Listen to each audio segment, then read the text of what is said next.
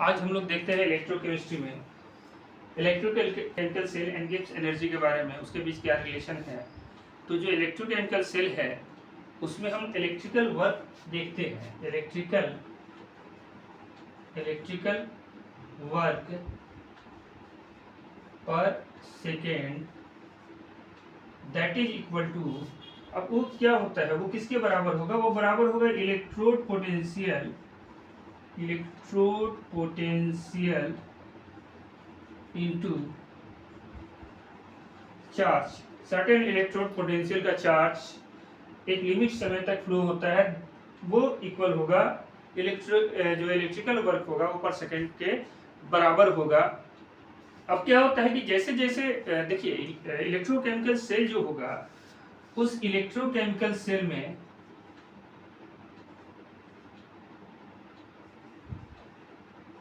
Electrochemical cell, इसको हम लोग और किस नाम से जानते हैं, हम लोग गैल्वेनिक सेल की बात करते हैं, गैल्वेनिक सेल।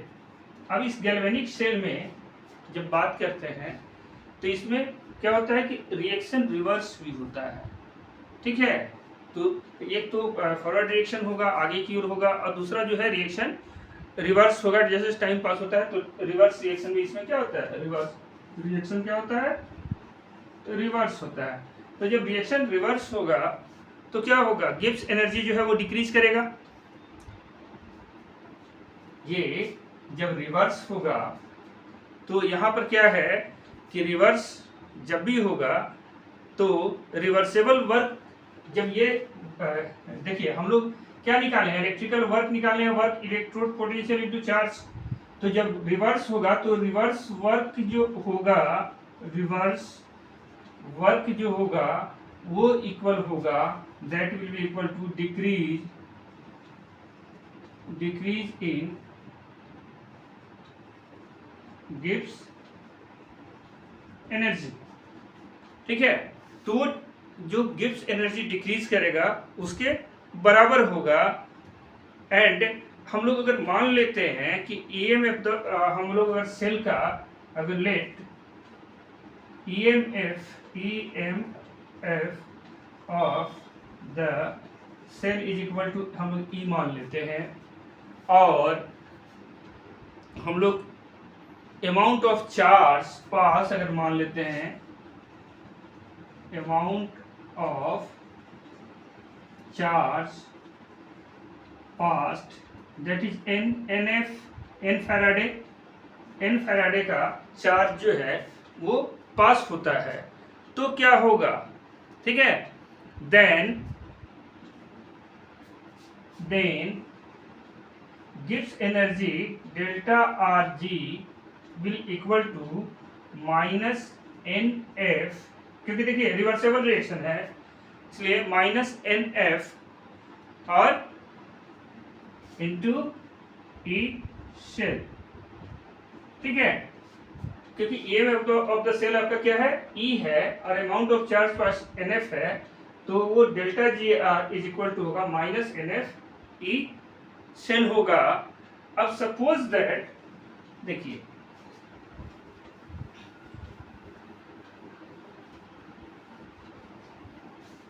अब सपोज दैट कि हम लोग ये देख लेते हैं कि अगर जो कंसंट्रेशन है सेल का, वो कंसंट्रेशन जो है डिक्रीज होता है, वो कंसंट्रेशन यूनिटी तक चला जाता है। If concentration of the cell become unity, तो जब यूनिटी तक किसी भी सेल का कंसंट्रेशन चला जाता है, वो कौन सा कंडीशन होता है, वो स्टैंडर्ड कंडीशन होता है। वो क्या, कौन सा कंडीशन होता है, वो स्टैंडर्ड कंडीशन होता है। दैट मीन्स उस समय जो सेल पोटेंशियल होगा वो बराबर हो जाएगा स्टैंडर्ड इलेक्ट्रोड सेल पोटेंशियल के, ठीक है। जो आपका जो सेल पोटेंशियल जो होगा वो स्टैंडर्ड सेल पोटेंशियल के बराबर हो जाएगा। दैट मीन्स जब यूनिटी होगा तो डेल्टा आर जी नॉट, ये भी तो स्टैंडर्ड कंडीशन में आ जाएगा, that is equal to minus N F E not cell. ये याद रखेंगे। ठीक है, इसके बेसिस पर हम एक न्यूमेरिकल प्रॉब्लम देख लेते हैं कैसे बनता है। चलिए, एक क्वेश्चन है, अभी अभी जो इक्वेशन खत्म हुआ गिब्स फ्री एनर्जी का, तो वो इक्वेशन के बेसिस पर एक क्वेश्चन है कि standard cell potential Daniell cell का दिया हुआ है, that is given 1.1 volt. It is said that calculate the Gibbs energy for the reaction. This reaction is given, and you have to calculate the Gibbs energy for this reaction. We see in solution what was our formula. Our formula was delta Rg, which condition? Standard condition, that is equal to minus NF inert shell. ये this was our formula. अब we see that what is given in the above question. अब आपको question में क्या क्या दिया हुआ है, तो यहाँ पर जो n वैल्यू है, देखिए गिवन, देखो सबसे पहले कोई भी प्रॉब्लम सॉल्व करते हैं तो उसके लिए जरूरी हो जाता है कि we must know what is given in the questions, and on the basis of that we try to find the solution of that question. So what is given, तो it is given n is equal to, कितने ions हैं? 2, n is equal to 2। यहाँ पर n is equal to 2 है, और यहाँ पर f का वैल्यू कितना है? फैराडे का। देखिए कैलकुलेशन में इजी के लिए हम लोग ले लेते हैं 96500। एक्चुअली इसका जो एक्चुअल वैल्यू होता है 96487 होता है, हम लोग कैलकुलेशन में इजी के लिए ले लेते हैं 96500। ठीक है, वो इक्विवेलेंट हो जाता है इसके। अब हमारा n और f का वैल्यू तो निकल गया। अब यहाँ स्टैंडर्ड इलेक्ट्रोड पोटेंशियल जो सेल का दिया हुआ है वो कितना है? इनॉट सेल 1.1 वोल्ट, 1.1 वोल्ट, ये देखिए यहाँ दिया हुआ। ठीक है, ये सारी चीजें हमें मिल गई। अब क्या करना है? इसको चुपचाप पुट कर देना है इक्वेशन में। Therefore delta Rg not that is equal to, n का वैल्यू कितना है? 2 इंटू 965,487 या 500 कर दो,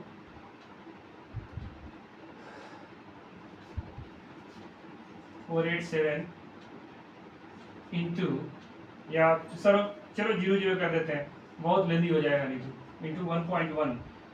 ठीक है, यहाँ पर क्या है? ये this one is Faraday, this one is volt. Faraday किसमें है? ये कूलम में है, ये कूलम इंटू वोल्ट हो गया, that is equal two joule. इसको किस में निकालेंगे? जूल में। अब इसको क्या है? इसको अब हम लोग मल्टीप्लाई करेंगे, तो मल्टीप्लाई करने के बाद आता है 21222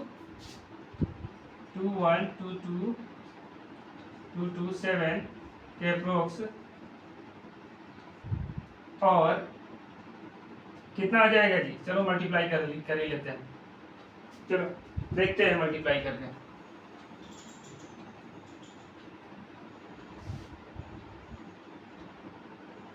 देखो 11 2 22 22 5 110 0 11 और 22 132 तो जूल। ठीक है, ये आपका आ जाता है। अब इसको किलो जूल में कन्वर्ट करेंगे तो क्या आ जाएगा? अब देखो तो 1 2 3 के बाद डॉट पड़ेगा, 212.2 किलो, जीरो को हटा देते हैं, किलो जूल। ये हमारा जो है क्या आ गया? Gibbs energy for this reaction हमारा आ जाता है। ठीक है, ये आता है डेल्टा आर जी नॉट का वैल्यू हमारा यहाँ आ जाता है। ठीक है, तो इस टाइप से जो भी क्वेश्चन आता है, प्रॉब्लम आता है, आप फॉर्मूला याद रखेंगे, इजीली कैलकुलेट हो जाएगा। टर्म्स है conductance. Conductance, what is this conductance? अब कंडक्टेंस को हम लोग कैसे बोल सकते हैं? तो एक्चुअली कंडक्टेंस जो है वो हम लोग ऐसे समझ सकते हैं इसको कि वो एक एबिलिटी है किसी भी कंडक्टर की, जो क्या होता है, अलाउ करता है इलेक्ट्रिक करंट को उसके थ्रू पास कितना इजीली वो हो पाता है, वो दैट इज कॉल्ड कंडक्टेंस। तो इसको लिख सकते हैं द एबिलिटी ऑफ कंडक्टर, ठीक है, the ability of conductor to allow the passes of electric क्या है, current, passes of electric current from them, ठीक है, इज कॉल्ड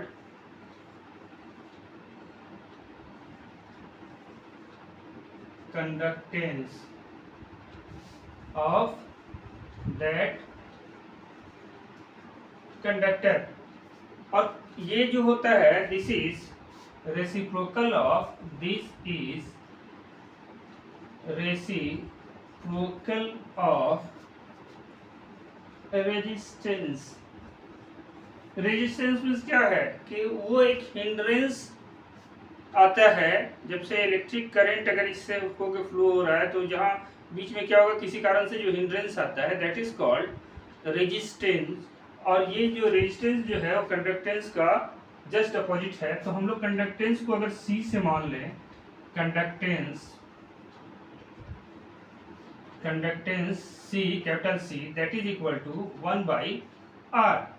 यहाँ पर कंडक्टेंस जो है वो रेजिस्टेंस का जस्ट अपोजिट है, और इसका जो यूनिट होता है कंडक्टेंस का, ये माइक्रो ओम्स होता है, MHO micro ohms, that is equal to, यहाँ पर ये लिख सकते हैं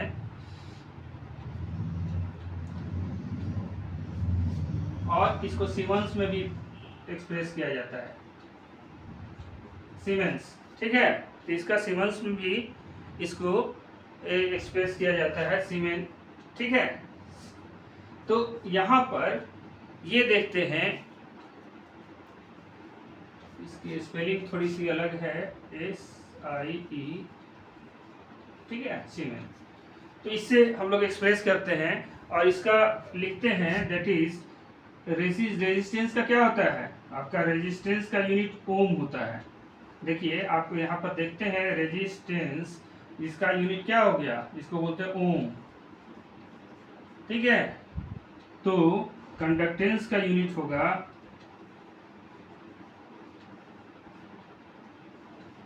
ओम इनवर्स 1, 1/ओम हो जाएगा, दैट इज ओम इनवर्स 1, ऐसे भी लिख सकते हैं ओम इनवर्स 1,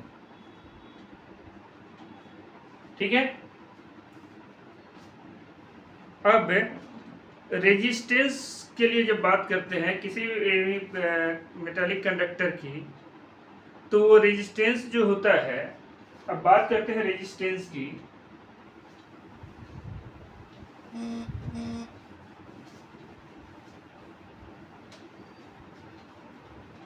यहाँ बात करेंगे इसकी रेजिस्टेंस की।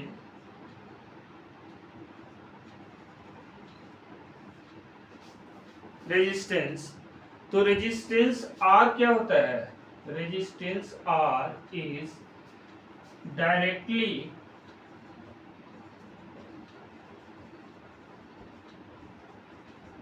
proportional to its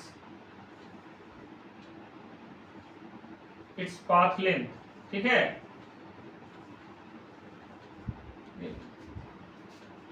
its path length and inversely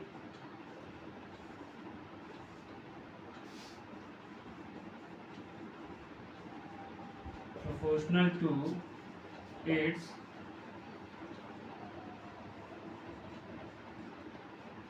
cross section area. अब सपोज दैट कि कोई पतला वायर है, उसकी लंबाई जो है अगर आप बढ़ाते जाएंगे तो क्या होगा, रेजिस्टेंस भी बढ़ता जाएगा, डायरेक्टली प्रोपोर्शनल है। लंबाई बढ़ गई, ज़्यादा लंबा हो गया, रेजिस्टेंस बढ़ गया। लेकिन उसका inversely proportional cross section area, उसका क्रॉस सेक्शन एरिया जितना पतला होगा रेजिस्टेंस उतना ज़्यादा होगा, और उसका क्रॉस सेक्शन एरिया जितना बड़ा होगा, जितना चौड़ा होगा, ठीक है, ज़्यादा होगा क्रॉस सेक्शन एरिया, रेजिस्टेंस उतना ही कम होगा। इन्वर्सली प्रोपोर्शनल है कि अगर एरिया बढ़ जाएगा, क्रॉस सेक्शन एरिया बढ़ जाता है तो रेजिस्टेंस कम हो जाएगा। लेकिन पाथ लेंथ का डायरेक्टली प्रोपोर्शनल है, यानी जितनी लंबी वायर होगी उतना उसका रेजिस्टेंस ज्यादा होगा। तो इसे लिख सकते हैं R is directly proportional to L and also R is inversely proportional to 1/A। तो इन दोनों को मिला कर लिख सकते हैं, और R is proportional to L/A। ठीक है, R जो है L/A के प्रोपोर्शनल है, और हम लोग लिख सकते हैं R is equal to rho L/A। एक नया ये प्रोपोर्शनलिटी कांस्टेंट है, ये इसको क्या पढ़ते हैं, इसको पढ़ते हैं रो, RHO। ठीक है, इसको रो पढ़ते हैं। अब रो को कैसे डिफाइन करते हैं, ठीक है, ये रो जो है, इस रो को हम लोग बोलते हैं क्या, रेजिस्टिविटी, और स्पेसिफिक रेजिस्टेंस। ठीक है, इसको बोलते हैं स्पेसिफिक रेजिस्टेंस या रेजिस्टिविटी। ठीक है, रो, दिस रो इज कॉल्ड। अब क्या है, अब हम लोग आगे बढ़ते हैं कि रो जो है, अब स्पेसिफिक रेजिस्टिविटी, ये स्पेसिफिक रेजिस्टेंस या रेजिस्टिविटी होता क्या है, तो चलिए डिफाइन करते हैं।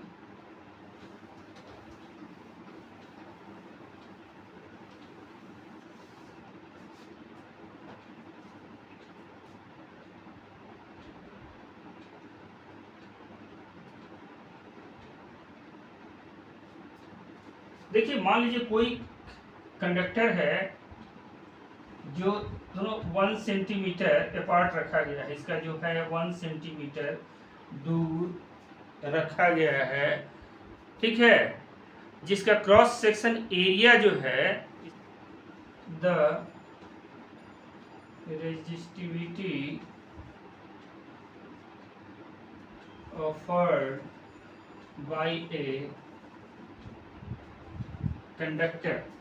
ठीक है, उसी भी कंडक्टर के द्वारा जो रेजिस्टिविटी ऑफर किया जाता है, रेजिस्टिविटी जो रेजिस्टेंस ऑफर किया जाता है ऑफ 1 सेंटीमीटर क्या है, लेंथ एंड क्रॉस सेक्शन, इसका जो एरिया होगा, क्रॉस सेक्शन एरिया की जो बात करते हैं, cross section area of 1 centimetre square, इसका जो क्रॉस सेक्शन एरिया होगा वो 1 सेंटीमीटर स्क्वायर का होगा। उसके द्वारा जो रेजिस्टिविटी ऑफर किया जाता है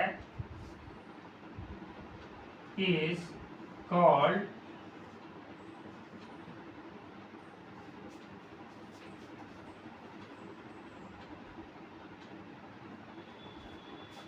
यहाँ पर थोड़ा सा रेजिस्टेंस ऑफर्ड है, इज कॉल्ड रेजिस्टिविटी और स्पेसिफिक रेजिस्टेंस। ठीक है, the resistance offered by a conductor of 1 centimetre length and cross section area of 1 centimetre square is called resistivity. तो कोई भी अगर एक वायर है, ठीक है, अगर कोई वायर लेते हैं जिसका क्रॉस सेक्शन एरिया जो है वो ए जो है वो 1 सेंटीमीटर स्क्वायर है और इसका एल जो है वो 1 सेंटीमीटर है, तो वो जो जितना रेजिस्टेंस ऑफर करेगा that is called resistivity. That means इसका वॉल्यूम जो है, दैट मीन्स क्या होगा, देखिए तो L इंटू ए स्क्वायर, ठीक है, अब दोनों है 1 into 1 centimetre square, that is यह सेंटीमीटर है तो 1 सेंटीमीटर क्यूब हो गया ना, दैट इज कॉल्ड वॉल्यूम। तो 1 सेंटीमीटर क्यूब वॉल्यूम का जो कंडक्टर होगा वो जितना रेजिस्टिविटी ऑफर करेगा, रेजिस्टेंस ऑफर करेगा, that is called resistivity of that conductor. ठीक है, अब इसको हम लोग कैसे कैसे देखो चेंज होता है, वो देखो चेंज क्या होता है। हमने लिखा R is equal to rho into L plus A. अब इस रो को यहीं छोड़ देते हैं, क्या आ जाएगा, रो को यहीं छोड़ दिए, इसको इधर लेके चले आए तो क्या होगा, R into A by L, R into A by L. अब सपोज दैट कि यहाँ पर एक तो ये आपका आ गया रो का वैल्यू रेजिस्टिविटी का, ठीक है। अब रेजिस्टिविटी का हम लोग यूनिट देख लेते हैं, दैट इज ये देखो तो इसका यूनिट रेजिस्टिविटी का कैसे निकालेंगे। आर का क्या होता है, आर का ओम होता है और ए का क्या होगा सेंटीमीटर स्क्वायर, और लेंथ का सेंटीमीटर में है तो सेंटीमीटर ये क्रॉस आउट होता है, ओम सेंटीमीटर इसका क्या हो गया यूनिट होता है, इसका यूनिट क्या हो गया ओम सेंटीमीटर, किसका रेजिस्टिविटी का। ठीक है, अब क्या है कि आगे हम लोग देखते हैं,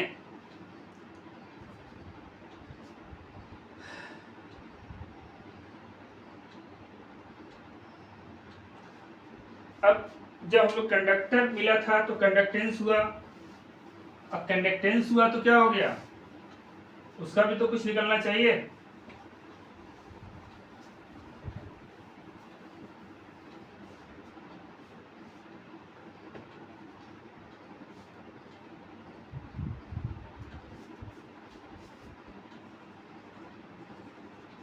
कंडक्टिविटी, रेजिस्टिविटी हो गया तो कंडक्टिविटी भी होना चाहिए, कंडक्टिविटी और स्पेसिफिक कंडक्टेंस। ठीक है, रेजिस्टिविटी और specific conductance.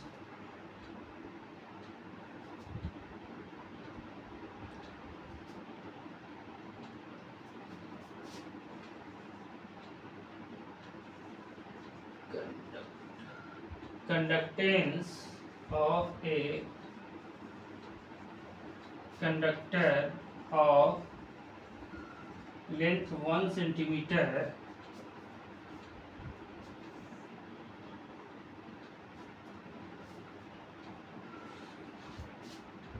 and cross section area of 1 centimeter square is called conductivity और स्पेसिफिक कंडक्टेंस।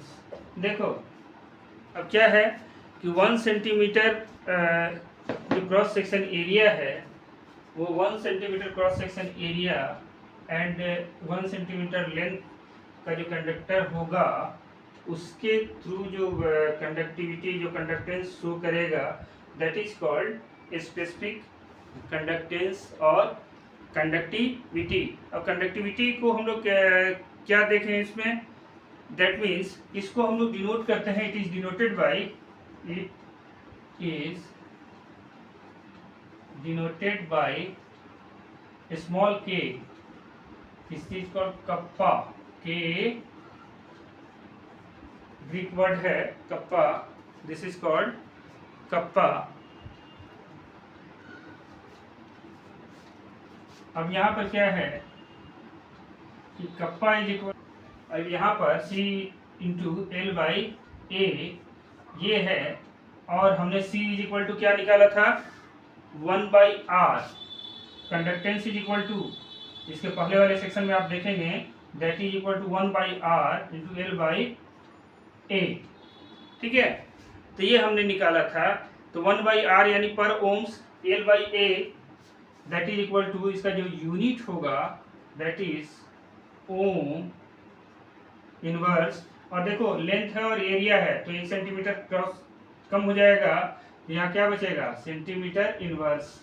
ठीक है, तो ओम पर सेंटीमीटर इसका जो है आपका यूनिट आता है, इसको सीमेंस सेंटीमीटर पर सेंटीमीटर भी हम लोग लिख सकते हैं कि सीमेंस इज इक्वल टू होता है पर 1 ओम।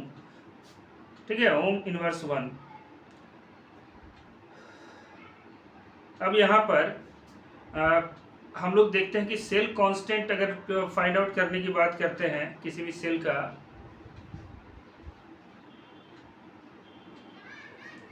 अब देखो सेल कांस्टेंट के सी हम लोग लेते थे ना जी, सेल कांस्टेंट की बात कर रहे हैं। Cell constant K that is equal to C into L by A, यानी अब हम लोग ये यहाँ पर आपका कंसंट्रेशन जो ले रहे हैं वो इलेक्ट्रोलिटिक सेल होगा, इलेक्ट्रोलिटिक सेल। उस इलेक्ट्रोलिटिक सेल में जो एल बाई ए जो होता है, एल बाई ए ये क्या होता है, कांस्टेंट वैल्यू लेते हैं। किसी भी इलेक्ट्रोलिटिक सेल की जब बात करें तो एल बाई ए का रेशियो जो होता है वो क्या होता है, कांस्टेंट होता है, और ये इसको सेल कांस्टेंट भी हम लोग बोलते हैं। ये कांस्टेंट होता है, या इसको बोलेंगे सेल कांस्टेंट।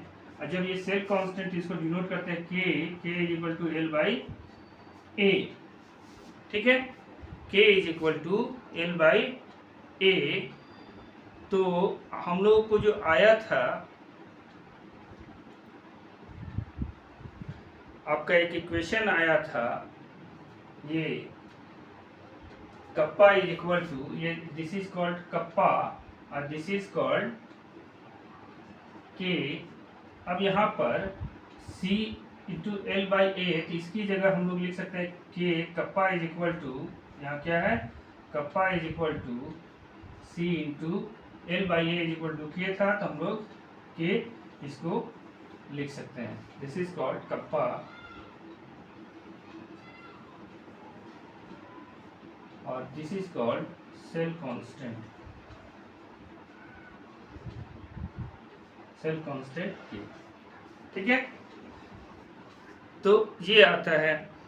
अब हम बात करते हैं, आगे बढ़ते हैं कंडक्टेंस, मोलर कंडक्टेंस की जब बात,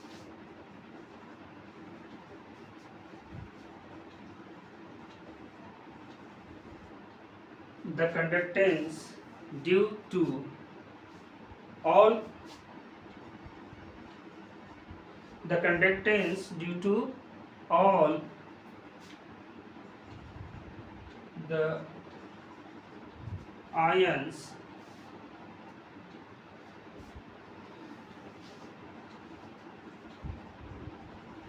produced by dissociation और एसोसिएशन। देखो दोनों तरीके से है। कंडक्टेंस जो है उसमें आयन का प्रोडक्शन होगा, या तो डिसोसिएशन से होगा या फिर क्या होगा, एसोसिएशन के द्वारा होगा, जुड़ने से होगा। ठीक है,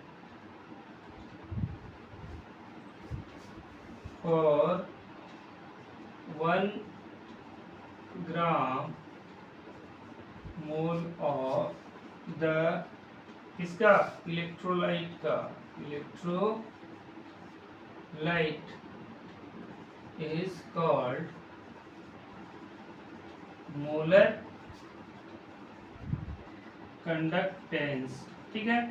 तो 1 ग्राम इलेक्ट्रोलाइट जब डिसोसिएट होगा या एसोसिएट होगा तो उससे जो आयंस, नंबर ऑफ आयंस जो प्रोड्यूस होंगे, ठीक है, और उसके थ्रू जो कंडक्टेंस, उसके कारण जो कंडक्टेंस होगा that is called molar conductance. और ये मोलर कंडक्टेंस को हम लोग लिखते हैं इस तरह से, molar conductance that is equal to क्या होगा, देखो तो K इंटू वी। वी क्या है, वी वॉल्यूम है, ठीक है। तो V आपका वॉल्यूम है, तो V इज इक्वल टू हम क्या लिख सकते हैं यहाँ, तो V क्या लिख सकते हैं, दैट इज जो वॉल्यूम जो हमारा आता है, अब उसमें जो कंसंट्रेशन की बात करेंगे 1 सेंटीमीटर क्यूब वाला में, जैसे सपोज दैट यहाँ पर m ग्राम, ठीक है, आपका क्या है m ग्राम मोल इलेक्ट्रोलाइट जो है 1 ग्राम मोल इलेक्ट्रोलाइट इज, अब ये कहाँ है, इज कंटेंट इन कितना 1000 by m, 1000 by m cubic centimetre of solution. अब यहाँ मान लेते हैं कि आपका m ग्राम, ये कैपिटल M ग्राम जो है, ठीक है, वो m ग्राम मोल इलेक्ट्रोलाइट जो है वो 1000 by m centimetre cube of solution में प्रेजेंट है। तो इसका volume V is equal to क्या हो गया, V is equal to 1000 by m, 1000 by m क्या, यहाँ से सेंटीमीटर क्यूब, इसका V का वैल्यू आ गया। अब इस V के वैल्यू को क्या करते हैं कि यहाँ पर पुट कर देते हैं इक्वेशन 1 में, हम लोग पुट करेंगे m is equal to K, या ऐसे लिख देते हैं 1000 बाई m K, ठीक है। तो ये जो आता है, इसका जो यूनिट की बात करेंगे, स्पेसिफिक क्या है मोलर कंडक्टेंस की, जब इसकी यूनिट की बात करते हैं मोलर कंडक्टेंस की, तो इसका यूनिट आता है पर ओम, देखो मोल भी है, इसका यूनिट आता है ओम इनवर्स 1, सेंटीमीटर इनवर्स 1, और क्या आएगा, अब आएगा मोल भी ohm inverse 1 centimetre square mole inverse 1, ठीक है। इसका ये आपका यूनिट आता है, या हम लोग अगर ओम नहीं सीमेंस में अगर लेते हैं तो ये आएगा सीमेंस सेंटीमीटर स्क्वायर पर मोल, ये इसका स्पेसिफिक कंडक्टेंस का आता है।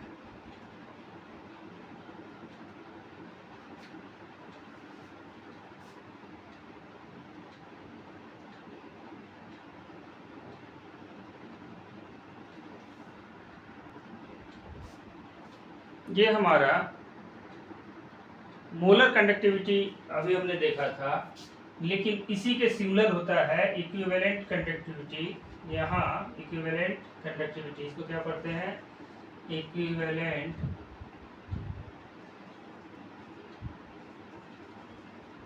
कंडक्टिविटी, ठीक है, इसको पढ़ते हैं इक्विवेलेंट कंडक्टिविटी। और इक्विवेलेंट कंडक्टिविटी क्या होता है, equivalent conductivity that is equal to K into V, that is equal to K 1000। देखो इसमें थोड़ा सा अंतर होता है, इसमें आपका क्या है, मोलर आपने लिया था ना, उसमें क्या लेते हैं, नॉर्मल लेते हैं।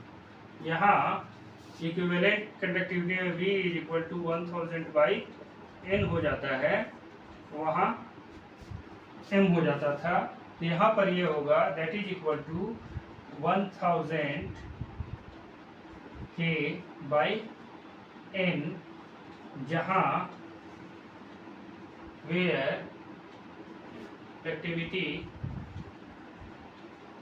Conductivity of solution and n is equal to normality of solution कब, when 1 gram equivalent क्या है, 1 gram equivalent of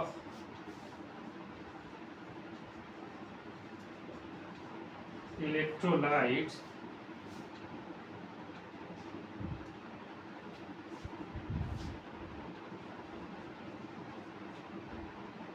solution is taken। ठीक है, तो ये है दोनों में मोलर कंडक्टिव है, इक्विवेलेंट कंडक्टिव है, केवल मोलरिटी और नॉर्मेलिटी का अंतर है। इस चीज़ को समझेंगे, बाकी सारी चीज़ें सेम रहेगी। ठीक है।